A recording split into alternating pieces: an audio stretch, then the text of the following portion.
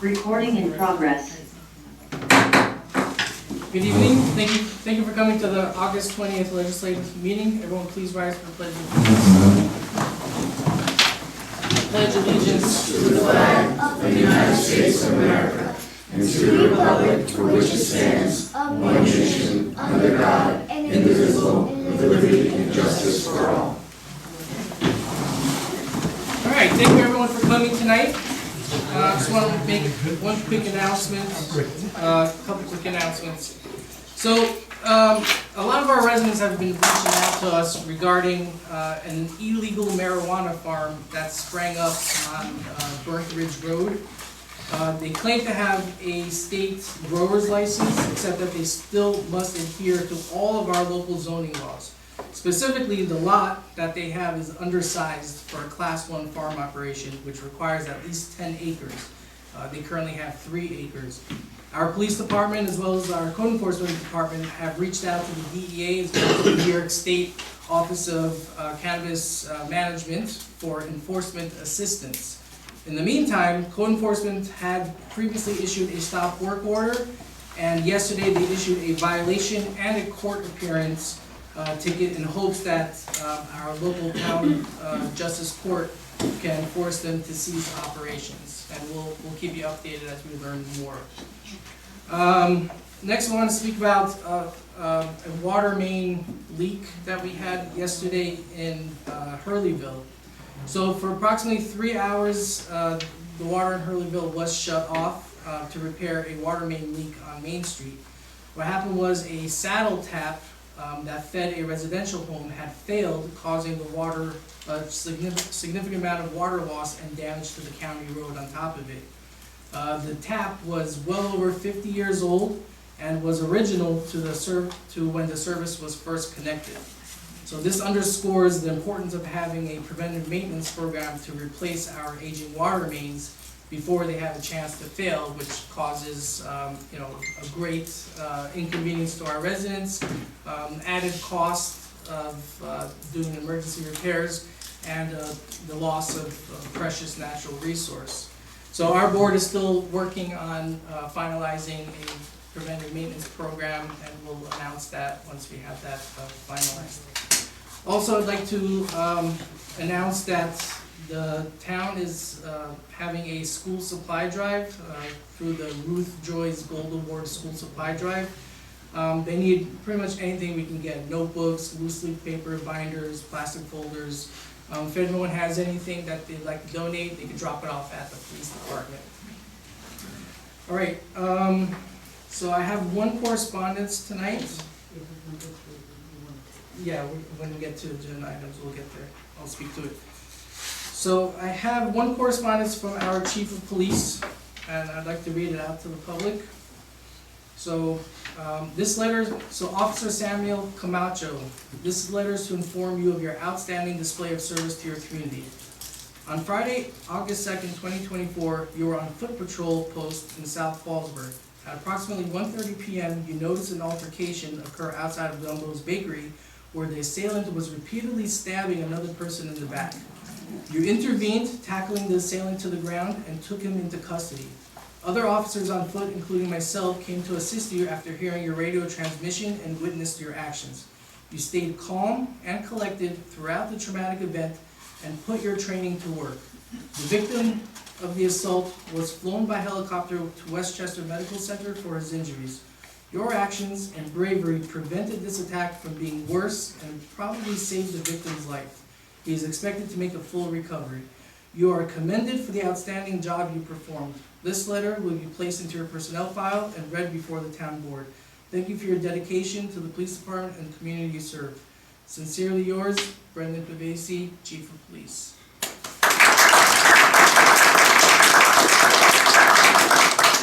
Amazing. Fantastic service. All right, at this point, I would like to open it up to public comment. I just want to remind everyone that it's not question and answer, so if you have any questions related to anything on our agenda tonight, please ask your questions. I'll write them down, and then when I get to that agenda item, I will answer your questions in detail. If you have any questions about something that's not on the agenda tonight, ask your question, I'll write it down, and if you leave your phone number, I will reach out to you and get you the answers that you want. So do we have anyone signed up to speak tonight? Yes, we do. First, we have Alice Camara. Alice? Perfect timing.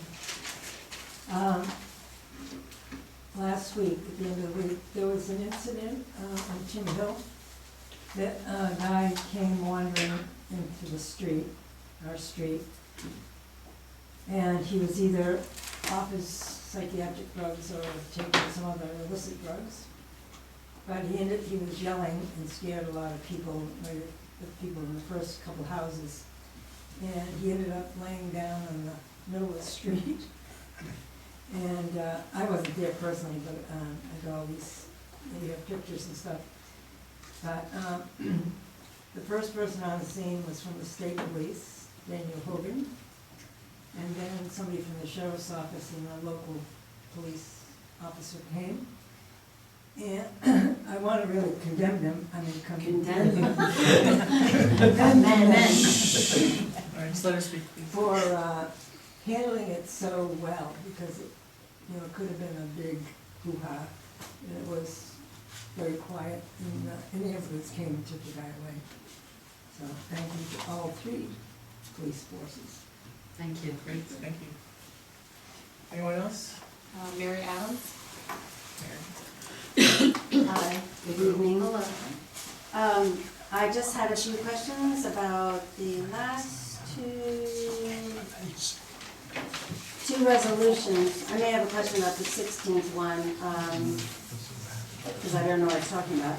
But the 17th is about the South Fallsburg wastewater treatment plant and Delaware Engineering, DPC, and the town of Fallsburg related to Murray's Chicken. Very interested in that since that relates to our sewage plant. And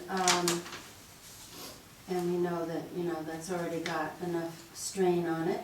And then the last one is about H2O, Innovation, Operation, and Maintenance. I gather that's a company that specializes in wastewater and water management, and so I'm really interested to hear what that's all about. Thank you. Thank you.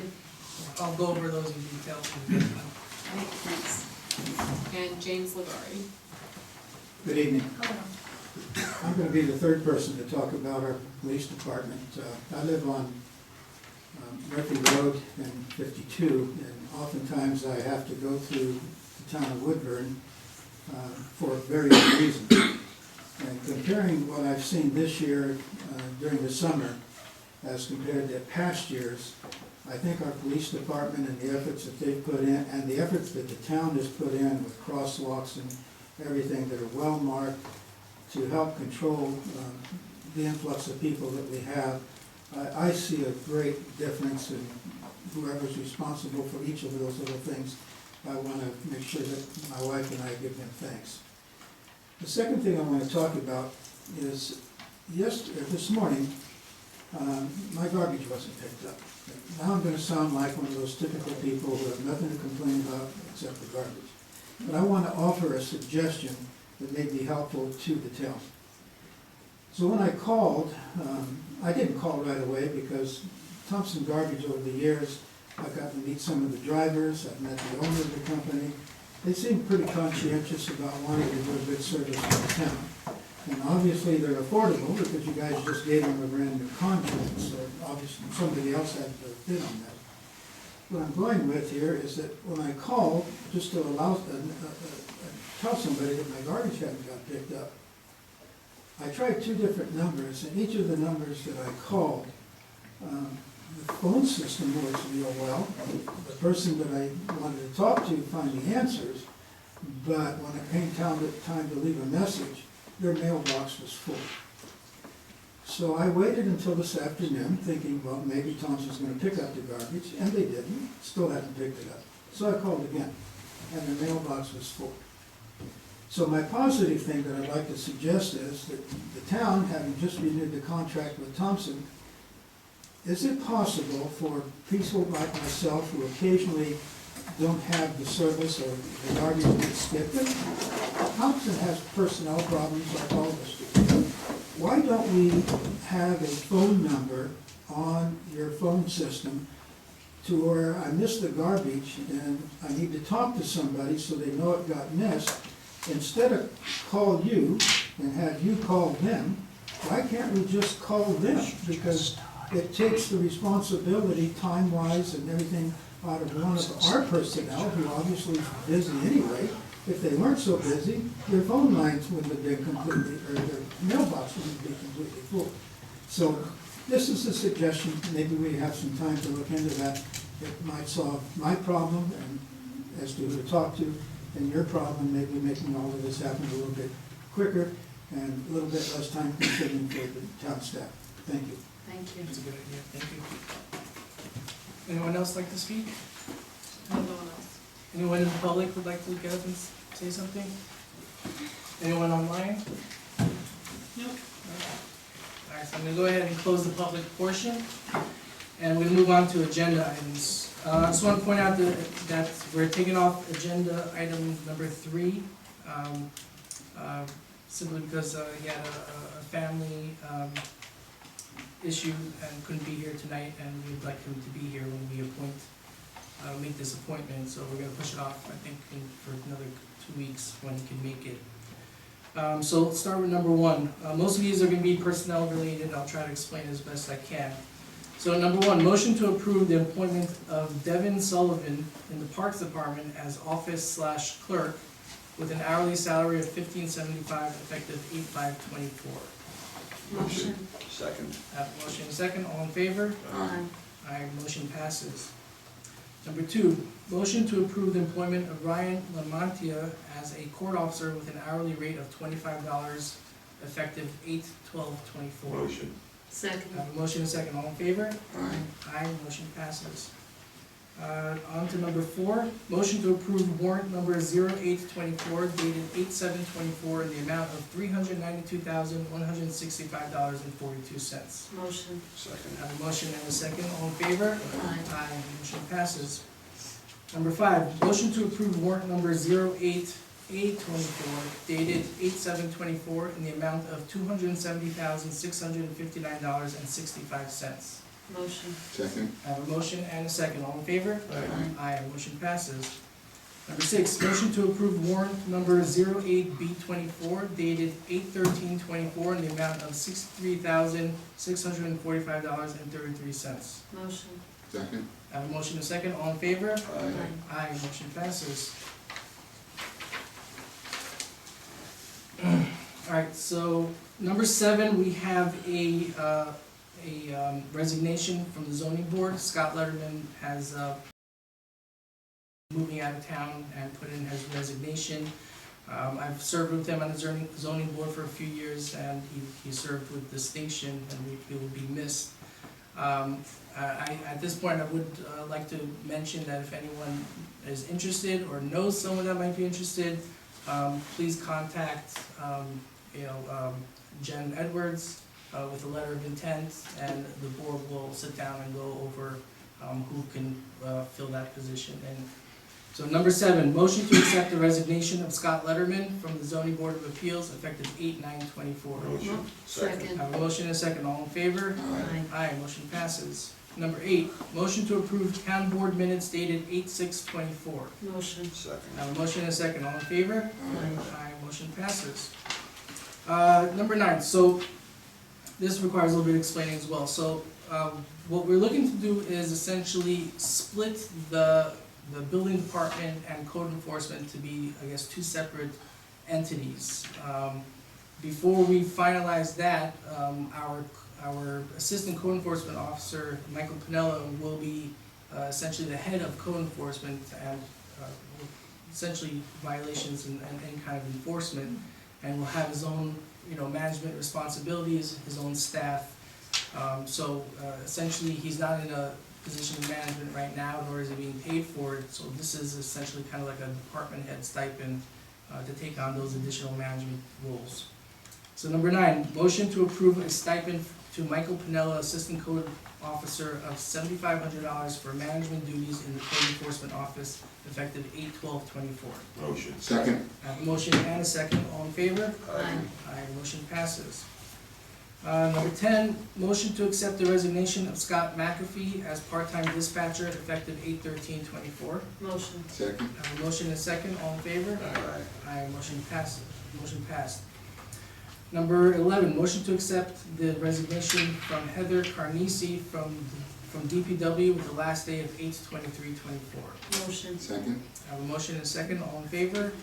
Aye. Aye, motion passes.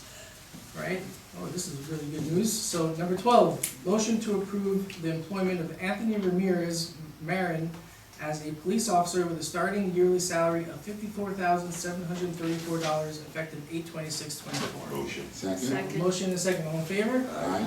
Aye.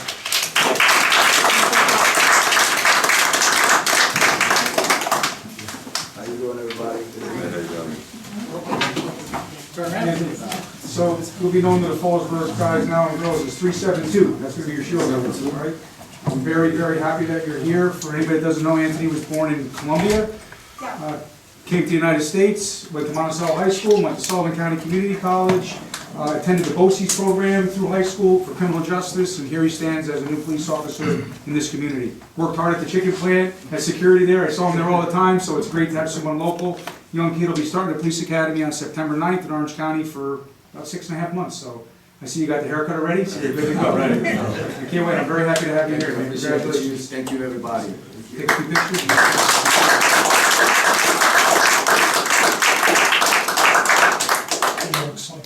You want to take a picture of this? Come up with the Let's board. get the family and then let's get the board. Go picture.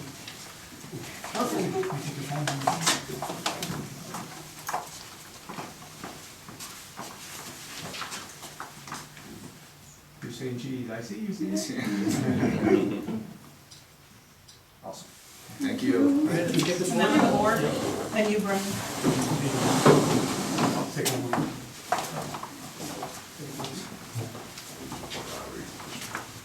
Yeah.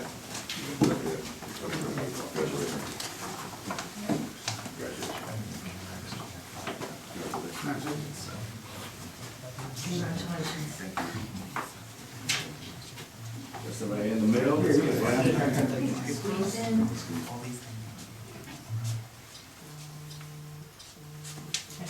Thank you. Thank you, everybody. Welcome aboard. We'll see you tomorrow morning.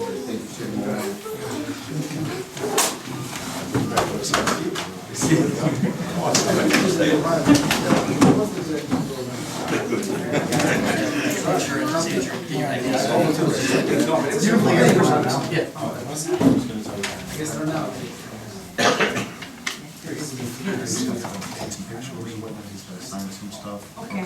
So he'll be right out, if you guys wanna come, you're welcome to. Okay.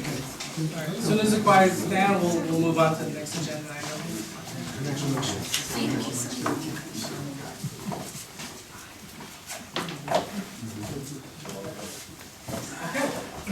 On to number 13. So, this is a salary increase for one of our longtime special patrol officers, Rich Pratty. He's been with the town for many, many years, and currently makes $24.31, which is significantly less than most of our employees, as well as even our court officers. So we're looking to raise his salary. That would still be significantly less than a police officer, but you know, this helps a little bit. So motion to approve a salary increase for Special Patrol Officer Rich Pratty of $33 per hour effective 7/29/24. Motion. I have a motion, do I have a second? Second. All in favor? Aye. Aye, motion passes. Next, this is also kind of bittersweet, to be losing personnel.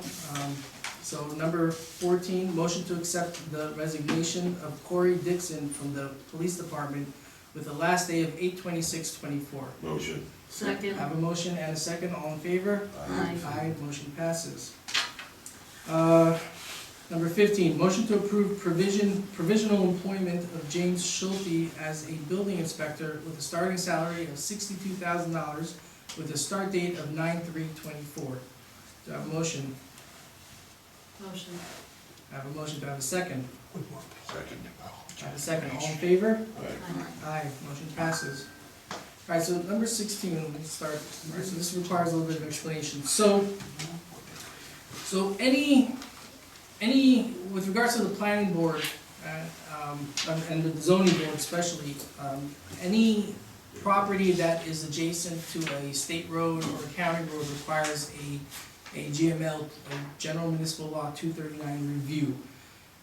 That's where the county kind of has a say or an opinion as to, whether there should be an approval, denial, local determination. Now, Based on intermunicipal or countywide impact. based on intermunicipal or countywide impact.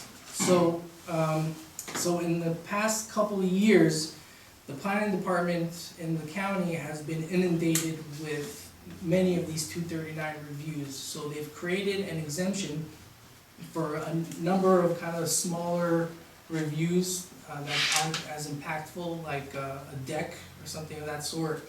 And they entered these municipal agreements with all 15 towns in the county. So this is essentially a renewal of that agreement, where now they essentially forcing them to do a full review. They can just issue an exemption and say that it's a local determination. So the planning board, zoning board would still have that authority, but the county won't be doing an extensive review for specific applications that they deem to be, minor in nature.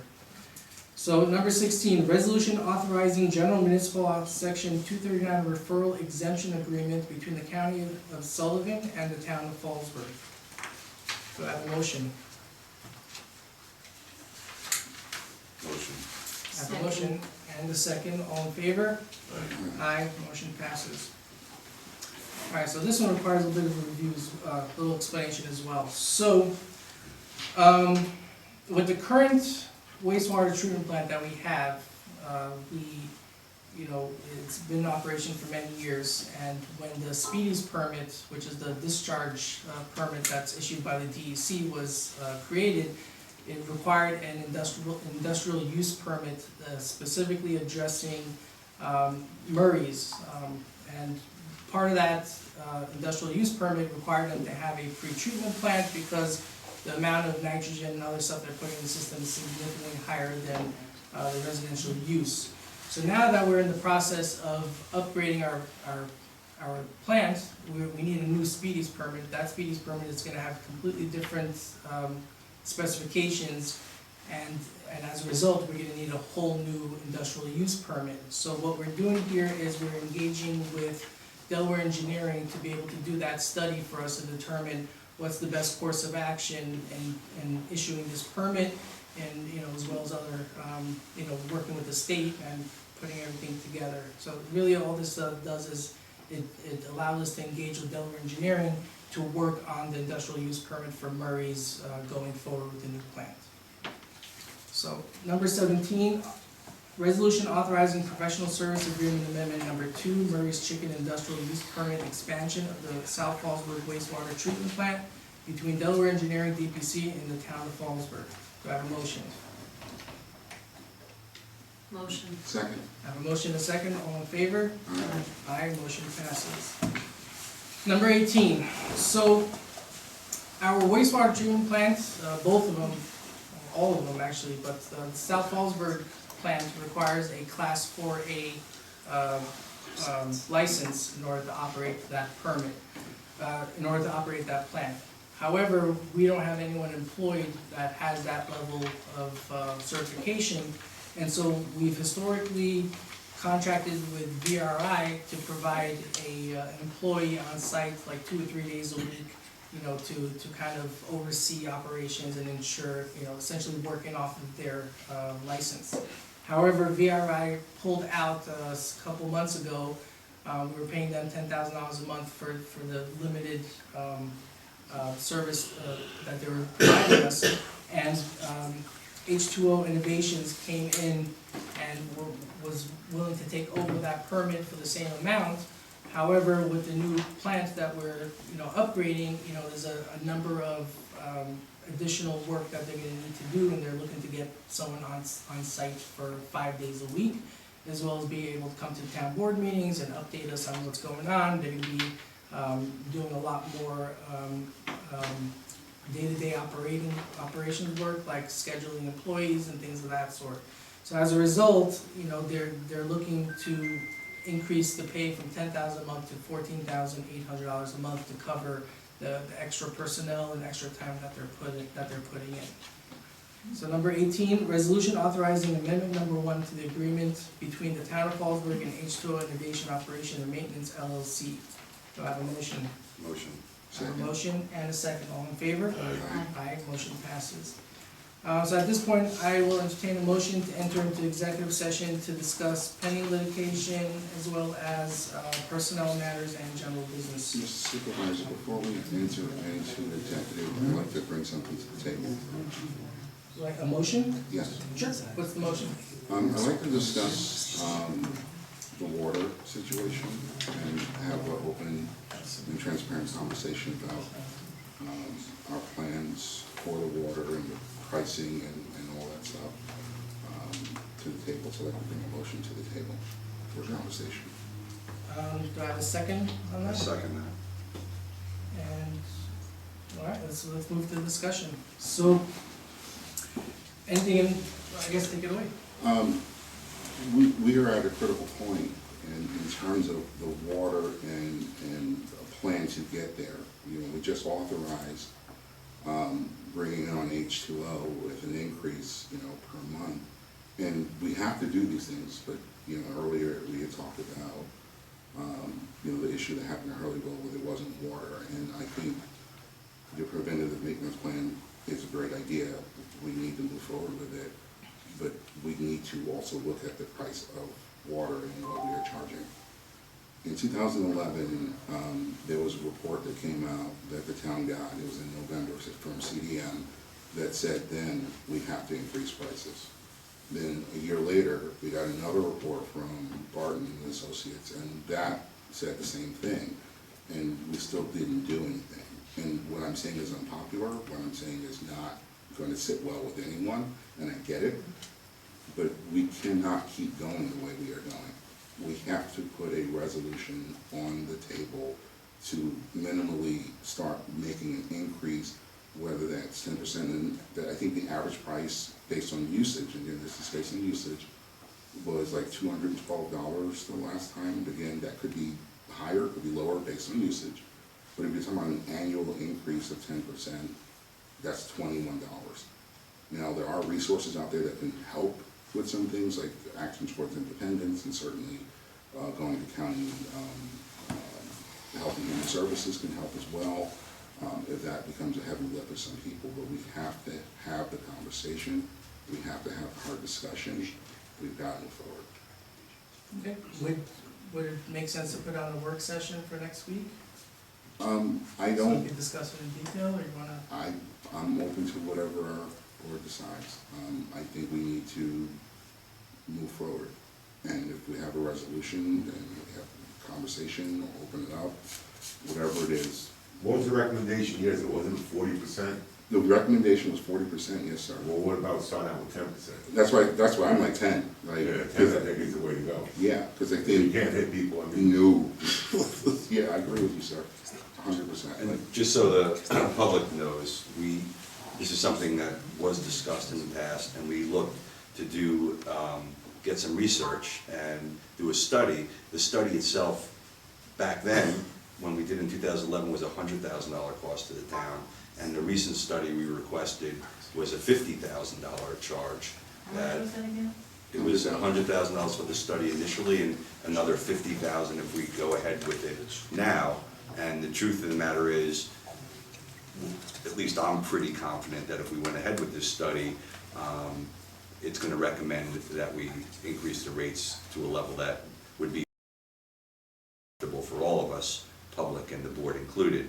So, in my opinion, the 10% is a start, but more important than that, we need to implement a small increase yearly to cover the increase in cost we have, so it's not. Well, I agree, Yeah. and I'm just wondering, I recall, there was a change in the billing in the last couple of years where it went from, because, it went for a year. In other words, if you owned property and you were here for a year, then the payment, I mean, you might know this better than me. So what you're referring to, I believe, is we bill quarterly, and there's minimums for usage on a quarterly basis, so that people that don't live here in the winter pay less, but there's still a minimum charge. So over the years, that has changed from making the entire, like say you're given 25,000 gallons per quarter. There was times that we changed, I believe, under the last administration, to where it would be $100,000 gallons for the year, all 4 quarters added together. So as long as you, even if you use 75,000 gallons in the quarter over this summer, if you didn't go over that threshold, you wouldn't be billed, you know, you'd still be billed the minimum. So that's not what we're talking about, and really what I think got the. In terms of payment, yeah. Right, what I think got the board talking is we've had a lot of outages. The outages are caused by aging infrastructure. Yeah. The biggest problem we have well capacity in enough, certainly now, to satisfy the town, but we can't get the water from the well to the storage tanks Exactly. because the lines are so old. Yeah. So there's 60+ miles of line. I don't know that all of it has to be replaced, but per mile, it's basically $2 million. So if we're not, and we're certainly gonna look for public money and grants to do this, but what we're being told by these experts is that our rates are really much lower than they should be. A lot of neighboring towns that have water are 2 to 3 times as much. So we have to start somewhere, so that's what I think. Are we looking to implement the recommendations of the 2011 study? Not in full, because that was 40%. I would go with the 10% and start there. What about the other aspects of the study? The other aspects basically did talk about a preventative maintenance program, and it really discussed implementing that and putting that in play. So I think those things, yes, certainly. What about the different payment tiers? I think this all has to be discussed, but after speaking to our attorney, it's a process. We have to. The basic way to change water rates and sewer rates, it requires a local law and it requires a public hearing. I have researched it, and my recommendation is going to be that we pass a local law to increase it whatever the board decides, and we also modify the procedure, because you're also allowed to do it on a resolution with a public hearing of at least 5 days' notice. There are also certain tweaks that I'm going to recommend if we do modify this, because there's no shut-off ability for non-payment, which is another tool for the town to control folks that are not paying, and we would discuss that in the course of it. If the board is interested in moving that, I can prepare a draft of the local law and have it available for the next meeting, and then you would have to actually schedule a public hearing. The local law has to be on your desk 7 days prior to enactment. You have to follow the general procedure to enact a local law.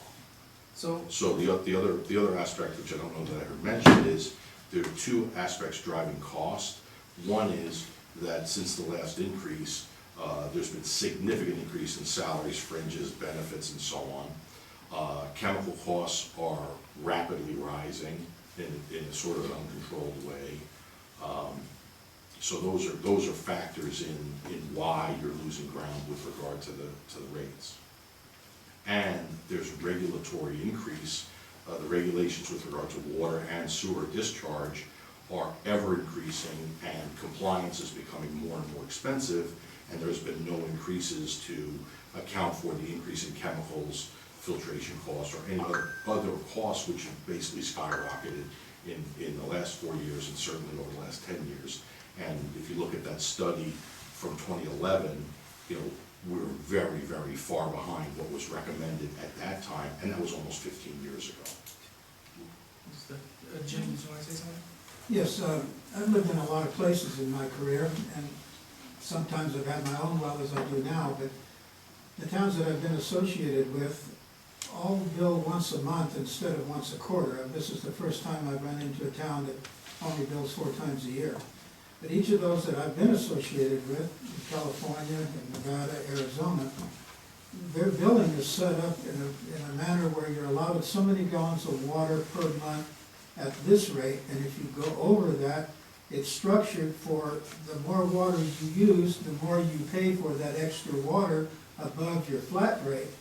And the reason most of the towns, if not all of them, have put that into their billing system is to try to get people to conserve water, or at least pay attention to how much water they're using. And if you choose to use more water, that's your choice, but you're gonna pay for it more than the average citizen who's trying to conserve. And I'd like to see that added to your all's discussion. That's in our system already. So you're There saying is that, there is a scaled rate. There's a certain. What you just said is, we used to do it on a quarterly basis. It's still on- now we're doing it's it on- an annual basis. So my point is that No. if you're only here 3 months out of the year, and you use 75,000 gallons of water, and you're only allowed 50, you're not gonna pay any penalties on the 25,000, because at the end of the year, you still are within what the town allows. So it's gotta be, if you wanna have conservation, you can't do it on an annualized basis. so you're saying that even if you were to raise it 10% across the board, there's still no incentive to use less water when you go over your allotment, because the rate actually gets cheaper when you go over your 15,000 or 25,000. Of course it does. Did you wanna say something, Pam? Yeah, same thing as what James said, and because I had heard that where, certain places, the more water they used, they were getting lower rates as opposed to higher rates. The other thing is that this water cost, what you're saying to us, I just want to get clarity here, that not only is it the water, but actually the structure in which it brings the water to the house or wherever it goes, the infrastructure. Based on that, please correct me if I'm wrong, because I'm not positive about this. I noticed that when we deal with tax exempt properties, and I look at all the levies that are involved, there are two things that stick out to me, which is the water conserve, CONS, and the sewer conserve. I'm assuming that that is the property tax that we pay to support the infrastructure in the town. Now, for properties that are tax exempt, I think it just like goes away, they're not responsible for it. What I'm wondering is that if those two levies can find their way into the quarterly taxes, take it away from the property, put it into the quarterly utility bills that we have, then we know for sure that whoever is using the water will pay for the infrastructure because of those two levies.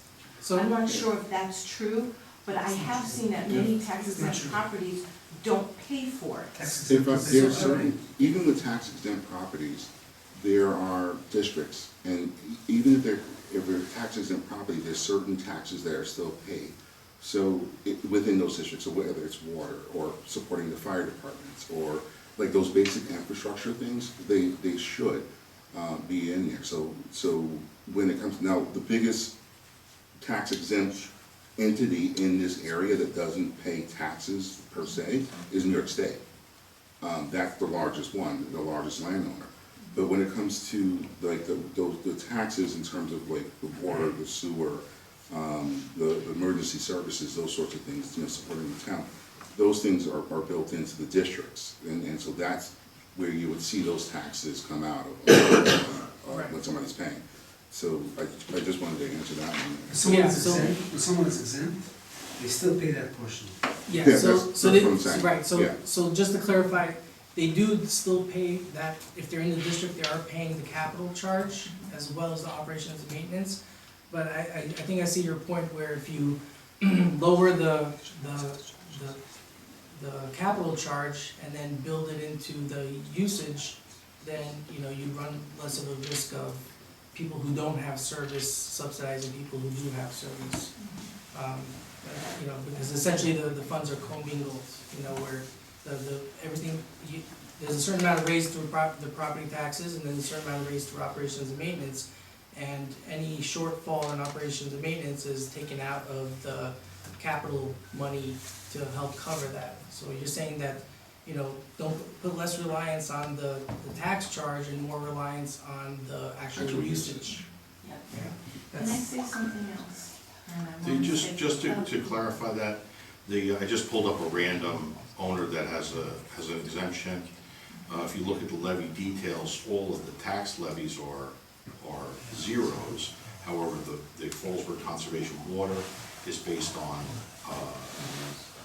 taxable value, which is a unit based, and then the Fallsburg conservation water is based on an actual value, an assessed value. So here, this is a property that pays zero taxes, I don't know what it is, but they're paying $375 towards the two charges, the two special districts. I appreciate that information. I would like to say something else. A done deal is a done deal when it comes to our past and how the town was run then. It is very frustrating and stressful to know that previous administrations didn't see this coming. I Well, mean, they saw it and didn't, they just sat on it. okay. Now we're here now with the And so- problems that right. were addressed back then. So It didn't just happen, it built up. it was a gradual process. So what I'm saying is that whoever is in charge of the grants, get them, fill the applications out. This town needs a lot of help. And we're not about going backwards and trying to blame the previous administrations, but we're trying to look forward to the future and solving the issues that were created back then, so we can have a new state of trying to handle what is gonna hit us financially.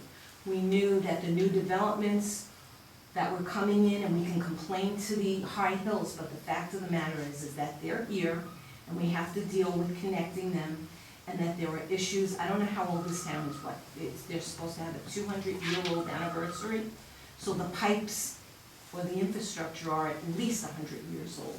We knew that this was going on. If there's any way, and I know you are capable of finding this, go into the budget, find those areas that are not priorities, and put it in the place that needs it, so that the town, the ones that are here 12 months out of the year, don't get hit that hard. Or find your reserves, or whatever it is, there's gotta be some sort of budget put on the side with the money in it. There's gotta be. I mean, this town doesn't just live from hand to hand. So that's my feelings about it. Thank you for this. Thank you. So, so if we were to take the 2011 study and analyze it in detail and try to look at all the different recommendations, there's no doubt that we need to raise the bottom line. It's a question of what are the different pricing tiers and, overages and things like that to help us get there. So there were several recommendations, including going from a small user, people who use 6,000 gallons, to a medium user, high user. Again, looking at conservation stuff, which not only helps us use less water, but also can create additional revenue for those people who use a lot more water than most other people. There's no doubt that we need to raise the bottom line. It's a question of how do we structure it in a way that's more equitable, so that we're not saddling our senior citizens who live on a fixed income with a increase that they have no choice but to pay one way or another. Including looking at our industrial users, because some of our industrial rates are actually heavily subsidized in a sense. And I guess that's what that resolution that we passed earlier about having Delaware Engineering looking at Murray's Chickens industrial use permit to see what our possibilities are looking forward. So there's no doubt that we need to increase our rates. The question is, how do we balance it in a more equitable way so it's not hitting our average resident hardest, and also promotes conservation. So I think there's a number of ways to go at it, but the first thing would be we could take a look at that 2011 study and look at the tiers, and either as a board we can decide, or we can have the public look at it and say, you know what, here are the options that we have, and this is what we're looking at, and we turn it over to the public, and then we listen to the people's voice and see what they say in terms of how we work this out. Because where we are now, I'm not sure this board will get to where we need to get to. But if we turn this over to the people and be transparent about what it is we're trying to do, and we're all working together on it, we'll get where we need to get to. Well, that's built into the procedural process. Yeah. Because the board can make the preliminary recommendation, and then there is a public hearing, and I'm sure that the public will not be shy making its wishes known. So I think that's the way to go, and I think, but you know, if we're gonna do that, I think it has to be very clear, like, average use, this is what it's gonna cost me in the end. Like, we need to be very clear in our language, you know, not the legal government needs that people use. We want people to go, okay, that's what the number is. Yeah, and I didn't like that $48,500 price tag to do a new, However, the only thing out of that breakdown that I think was valuable is to get the data of our current usage, because that 2011 study had tremendous amount of information on usage, but it's 14 years old, so. We could probably add 34% and call it a day, but we could probably round it up, but I get it. I get the need for a study, because you wanna have accurate data to make your pinpoints, but we are in a crisis, and I think moving this forward, it makes the most sense, putting out a resolution, making it public, getting the buy-in, I think really makes.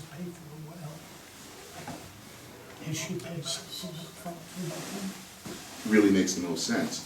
So just in terms of that, we could move forward that way. Excuse me, Mike, just a quick one. Wasn't there some sort of program where in New York City they were giving out these water barrels? We've been getting such great amounts of rain, and I was wondering if there was water collection that we could get ourselves involved with, so we could use this gray water or whatever it is that we collect in these barrels at each of our properties, instead of wasting any water that comes out of, you know, the water system, but to use it from that. There's actually a code somewhere that says we can't do that. I remember reading it and having a conversation with Molly years ago, that there was a code that we can't collect rainwater. And I remember, and I was just in shock. I could be wrong. I just remember I just remember that conversation that she was discussing that we couldn't, and I was like, well, why would, it doesn't, and the issue wasn't, like everyone's been saying, the issue is not, we have water, it's getting it to where it needs to go to. You know, so that's the issue, so we can collect it, but we still gotta get it somewhere. You know, nobody wants to be in that position of turning on a pipe and nothing happens. So what's gonna happen when they put, 11 new developments into Loch Sheldrick, and you have so many more people who need so much more water? It's our responsibility to rise to the occasion, to meet the demand. That's, if you live in the water district and sewer district, whether we have to beg, borrow, or steal, we have to provide you that service. If you're not in the district, we're not required to extend the district to you, but if you're in it, then This is our responsibility. Jim? I think if I remember right, we had a meeting back a couple of years ago in May, and a lot of data was put up. And I think if I remember, the town has 22 wells. We know how much water each well pumps. We know how many people are on meters. We know how many people aren't on meters. And we know that there's a difference between the amount of water that we pump and the amount of water that we actually bill people. And at that time, we could only answer that the difference between those two numbers had to do from leaks because of the antiquated system. So the data that the town already has is going to answer a lot of your questions, Sean, that are going to be this year, last year, 2 years ago. We already got the data. All we've got to do is look at it and compare it. And maybe we do need to hire somebody to do that work, because obviously the board doesn't have time. I don't think our staff has time. I'm not sure it's a $48,000 job. I might volunteer for $43,000 or $44,000. Thanks. All right, so then we'll revisit this. Maybe we'll have to discuss this further as a group, as well as maybe a future work session, so we can kind of work through all the details. and maybe put a little bit more reliance on that 2011 study and all the recommendation it has. It's actually a pretty good study, it's like 17 pages long. All right, so at this time, I will entertain a motion to go into executive session to discuss pending litigation, personnel matters, and general business. Motion. I have a motion and a second. And no All in business favor? will be conducted afterwards. All right, motion passes. We don't expect any business to occur afterwards. Thank you everyone for coming tonight, and we are adjourned.